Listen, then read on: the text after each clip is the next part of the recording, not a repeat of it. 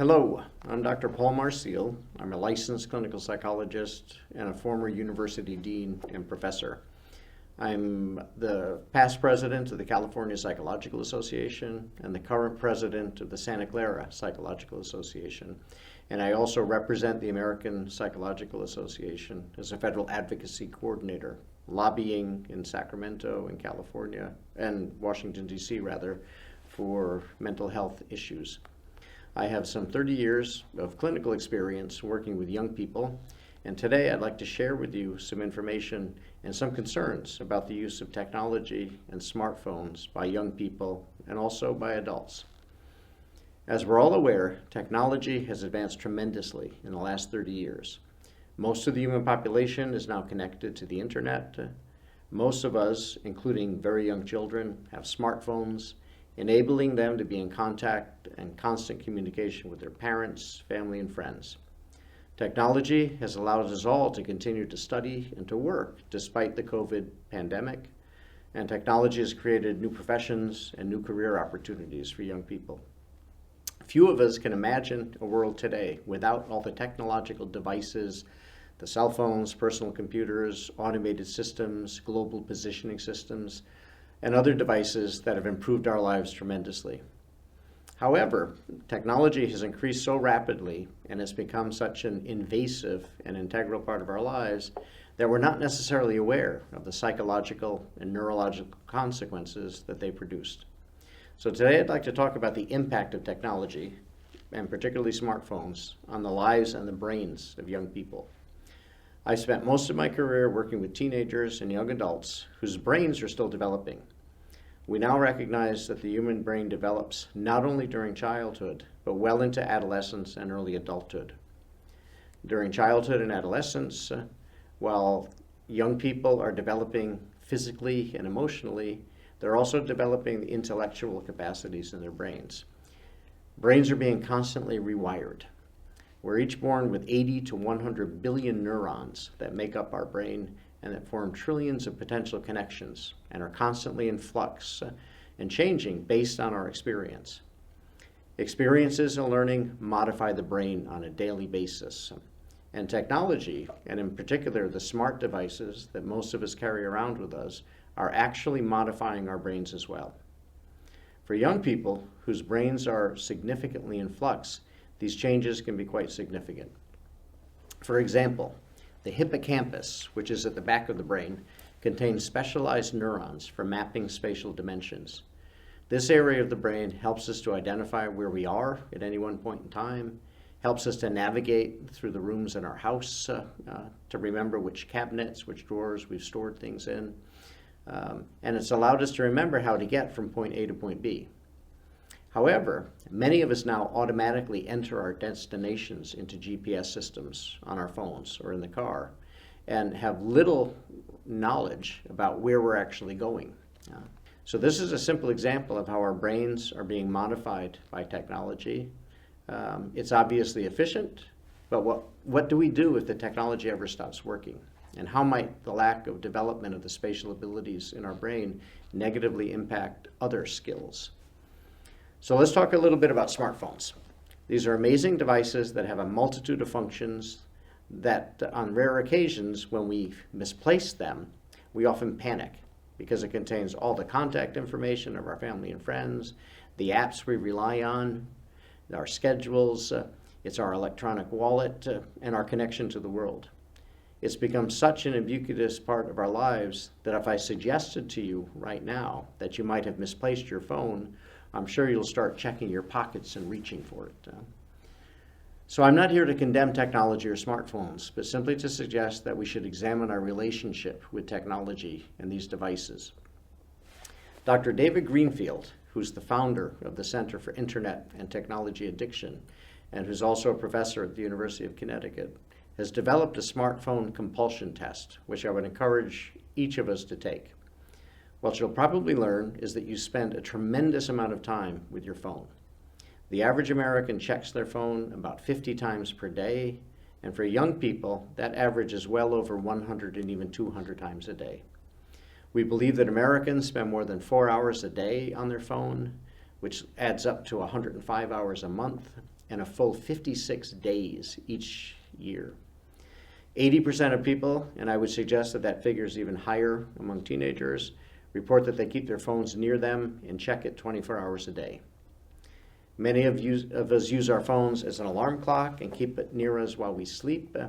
And research indicates that the mere presence of the phone next to our bed raises levels of cortisol, which is a stress hormone in which can reduce the quantity and the quality of our sleep. Spending large amounts of time on our phones alters the functions of our brain. This includes our attention span and our abilities to form memories. Human attention span is very limited. We've discovered that people can only focus on a few things at a time. If you've ever taken a psychology class in high school or college, you would have learned about the magic number 7, which we believe is the average number of items that any one individual can hold in their short-term or working memory at one time. So imagine that you have a fixed amount of attention, say 10 units. When you attend to just one thing, you use all of your units of attention to focus on, concentrate, and understand that one thing. When you try to do 2 or 3 things at the same time, you split your attention. You only have 3 units or 5 units to devote to each activity. And the amount of attention you give to it each reduces, and your ability to understand, focus, pay attention reduces in the same manner. This is why it's against the law to drive and text. It's impossible to give the attention necessary to such a potentially dangerous task like driving, while you're also trying to respond to a message from your spouse or friend or a child. Smartphones bombard us with information 24 hours a day, dividing our attention and preventing us from focusing on individual tasks. How many of us have participated in meetings with colleagues or with friends, sat at dinner, sat in the car with friends who are checking their text message and emails constantly when they should be listening and participating? In terms of memory, the human brain forms memories when it focuses and concentrates on a particular task. Memories consist of neural networks that develop and strengthen as a result of focus and concentration. Think about how difficult it is to learn and memorize new facts if you're multitasking, never focusing for any length of time on a particular item. And now think about how many of us study, have discussions, and try to work with our phones on and next to us. They vibrate, they ring, and they pull our attention away from the task at hand, and therefore decrease our ability to attend and learn and form new memories. Most of us think that we're efficient multitaskers, but I can assure you that the research demonstrates that that's a delusion and not the case. The more you multitask, the less you attend to any one task, and the less you learn and the less you understand.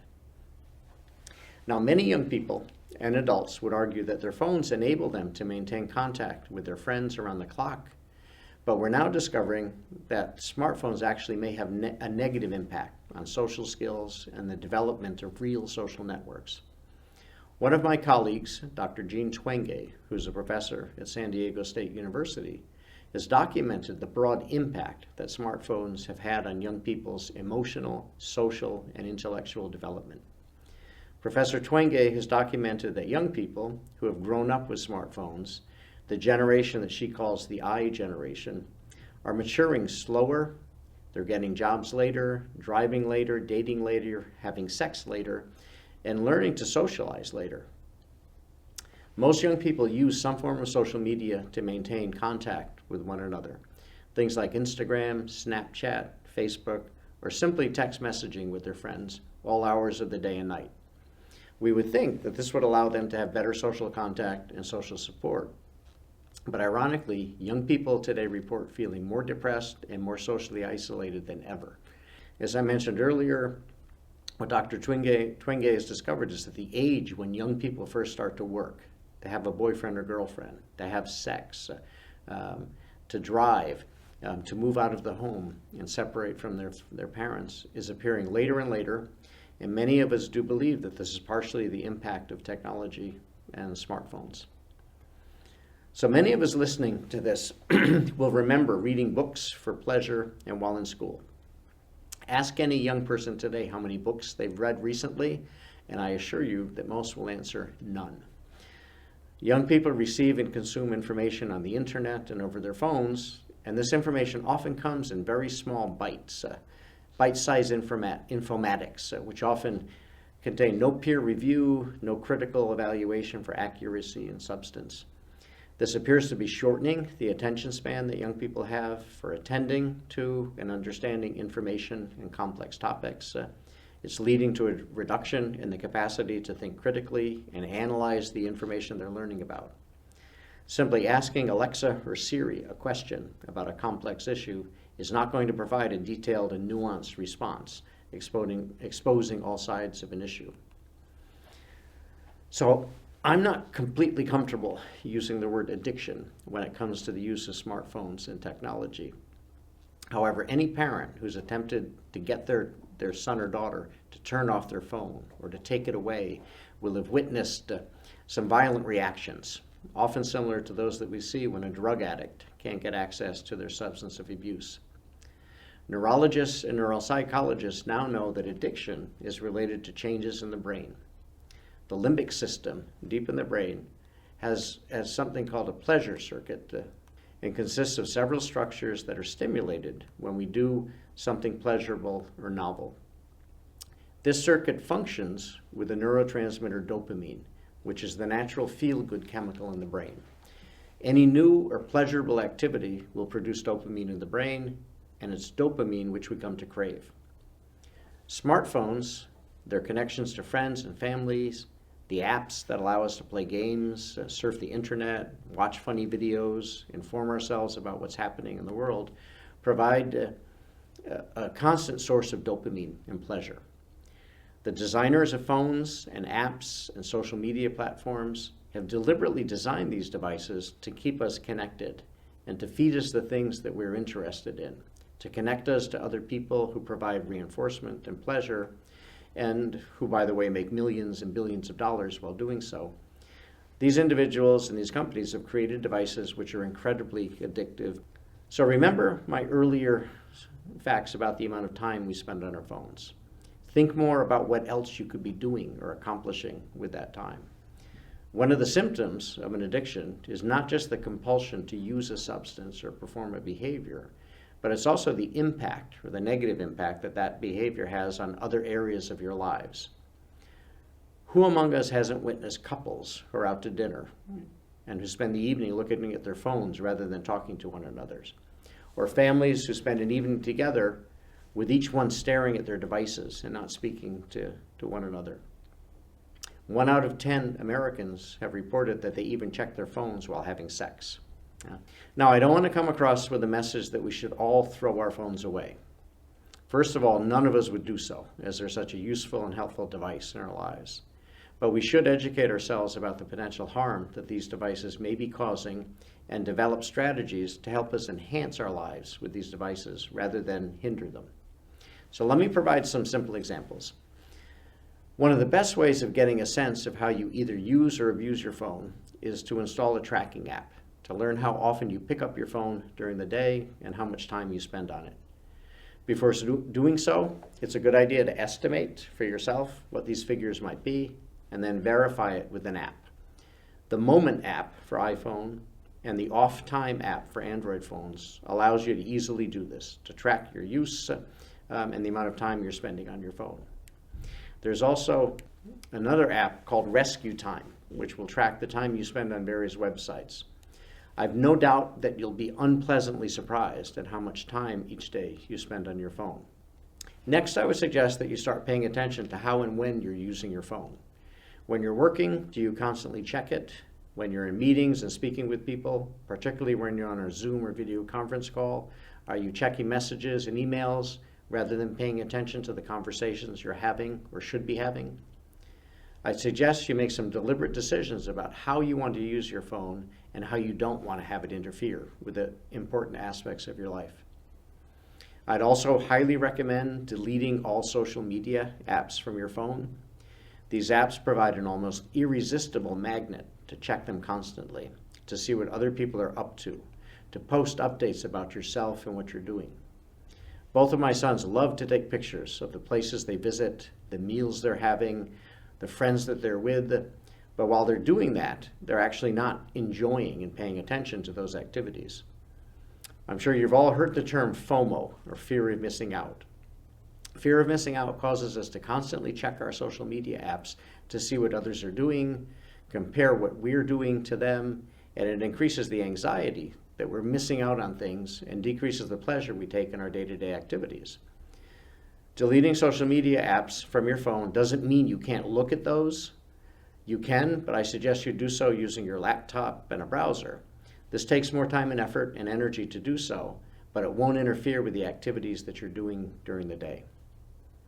Learning to focus on those activities and sensations that you experience during the day is what we should be doing. This is what mindfulness is all about. Taking time to notice all of the sensations coming into your body, savoring the experiences that you have, which we're unable to do when we multitask and are constantly being distracted. Think about all the things that you could be doing during those hours that you're checking your phone and sending messages and watching TikTok videos or YouTube videos, and start putting those activities back into your life. I would highly recommend that we each establish technology-free zones in our homes. The two primary locations where phones should be forbidden are at the dinner table, when we should be eating, enjoying our food, and speaking with family members and friends. The other location where you should never have technology present is in your bedroom. Your bedroom is a place to rest and sleep, and not a place to be stimulated by electronic gadgets and objects that beep and ring and which produce light, which stimulates our brain and keeps us awake. Phones and screens produce a type of blue light that suppresses the production of melatonin in the brain. Melatonin is a substance that tells our brains that it's time to go to sleep and get a decent rest. You should also not use your phone as an alarm clock. Invest a few dollars to purchase an old-fashioned alarm clock, which will allow you to turn your phone off and leave it outside of your bedroom. Another suggestion is that if you have apps or games on your phone that you constantly turn to when you have a moment of free time, and which oftentimes suck up our time and cause us to spend hours of mindless activity, delete those. Okay? You can always reinstall them when you wish to play. However, this takes additional time, and it may cause you to think first about the amount of time you're going to spend doing those activities. Another suggestion is to consider having a charging station somewhere in your home outside of the bedroom, where everyone puts their phones in the evening to recharge, and leave it there during that time when you should be resting and sleeping. This is difficult to establish, particularly for young people who want to be with their phones constantly, but once it's established, it'll become a habit and a routine, and it shall allow each of us to fill the time we're spending with our phones and replace those with other more enjoyable activities. Another suggestion is to learn to turn your phone off or put it on silent when you're doing an activity. Turning off notifications, other than perhaps the ringer for when you get a phone call. Avoid carrying the phone around in your hand, as it's a constant reminder to check and look at, which interferes with doing other activities. Put it in a purse, carry it in your pocket where it's out of sight. And when you're with others, meeting or socializing or having a meal, absolutely don't put it down on the table in front of you, because it'll serve as a source of distraction and a source of stress. I highly recommend reading a recent book by Catherine Price. The book's entitled How to Break Up with Your Phone. Catherine is an award-winning writer and science journalist who writes for the New York Times and the Washington Post, and she's written a wonderful and practical guide for establishing a healthy relationship with your phone. So thank you very much for your time, and I hope some of this information is useful and helps you to establish a healthy relationship with your phone.